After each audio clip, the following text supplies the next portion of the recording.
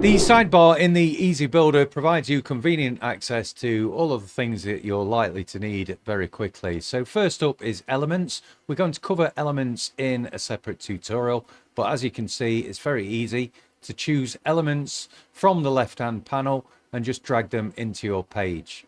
Next up is widgets, and here you can drag in a variety of different things that quickly allow you to create some stunning looking designs on your pages. So an example of that is the course list widget here that very quickly shows a display of all of the courses that are available on your Easy site. We're going to cover widgets in other tutorials. Next up is sliders. And sliders are carousel type designs that you can very quickly bring into your pages and customize to suit your needs. Now, next up, we've got symbols and saved elements. And these are things that you can use to rapidly redesign certain sections of your pages. Saved elements are things that you have created and you can save them very quickly. Symbols are very similar, but when you save a symbol, they are all linked, meaning that when you update one, they are all updated together. The Easy Builder also has a version control setup.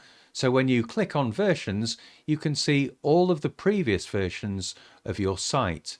You can even view and restore any of those, and if you want to send a particular version to somebody else, you can also copy a preview link.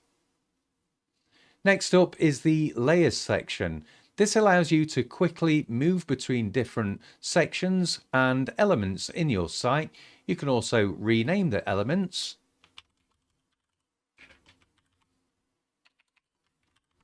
to make it easy to refer back to. Next up is the settings section. Here you can go into the page settings and you can change things like the title of the page, the path of the page, who can see the page, and also some SEO settings as well. And towards the bottom of this panel, you have access to help articles and also keyboard shortcuts. Keyboard shortcuts are going to save you a lot of time in the builder, and there you can access these at any time and learn what they are.